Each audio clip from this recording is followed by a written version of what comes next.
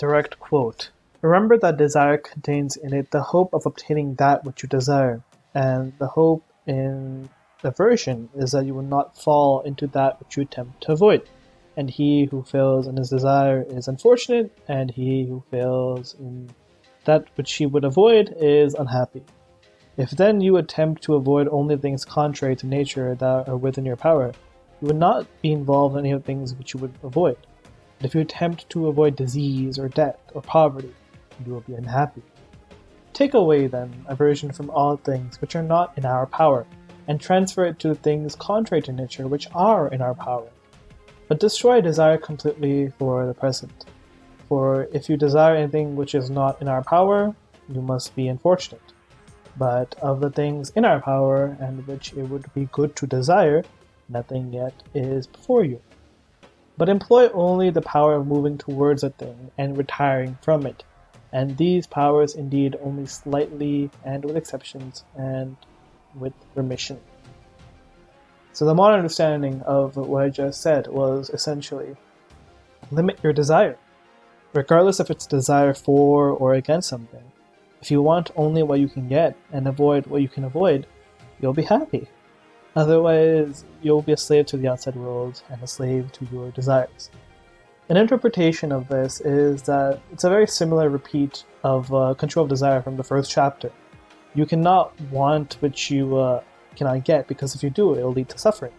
You have a choice to control your desires, and this makes sense, especially if you think about desiring that which you can get. If you don't have a specific brand of chocolate, for example, available to you, and you feel as though your desire will go unfulfilled, and you have like a slow-burning poison within you, like, oh, I really gotta get the chocolate. But if you generalize that desire to say something, oh, I want something sweet, then you might be able to fulfill that desire a lot easier, and you'll be happy.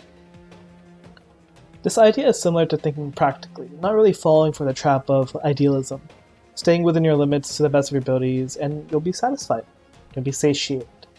So don't hope to be, with one specific person, say a relationship. Hope that you can have a fulfilling relationship instead, as you can control that. Nikola Tesla, some say he had a pseudo relationship with a pigeon, and he was happy, right? He was able to control that relationship completely, and it was within his power to have an emotional bond with an animal, and he was happy. A historical relevance that comes to my mind is that of Emperor Julius Caesar, and that's a very classic example of a leader who had too much ambition, who wanted too much, and that led to his death. He stretched the limits of what was acceptable a little too far, and the Senate had his assassination plotted.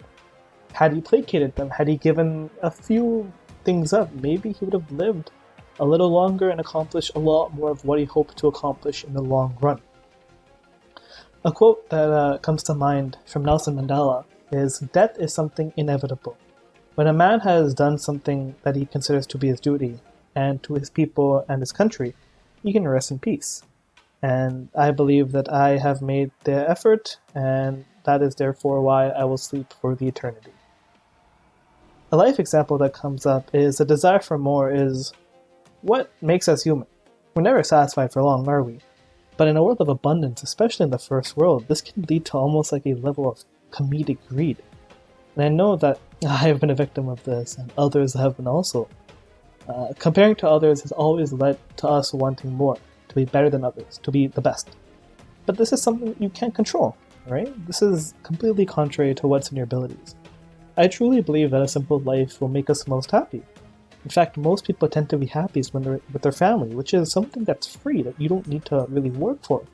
And ironically, we do so much for our family. We say we do things for our family and for their success and their happiness, but this drives us away from them, doesn't it? Right? So many people want more time with their family, but cannot achieve that. This reminds me of a story of a fisherman and a businessman. And the businessman sits down next to the fisherman and says, "Oh, you should start selling your fish so that one day you can retire." And the fisherman says to the businessman, "What would you do when you retire?" And the businessman says, "Well, I would fish and relax." But the irony here is that this is exactly what the fisherman is doing right now. In fact, he just doesn't have to wait for his retirement. Now, you might be wondering how to implement this idea. And a few ways to implement this desire for less includes recognizing that you're not a slave to your desire. you can choose to simply act or not act on your desires. Once you recognize the power that this has, you realize you can just choose not to want more.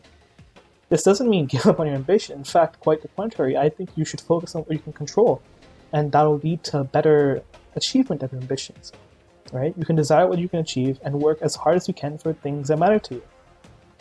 Enjoying simple things in life, that's another thing that's often prescribed by people, but it's rarely understood.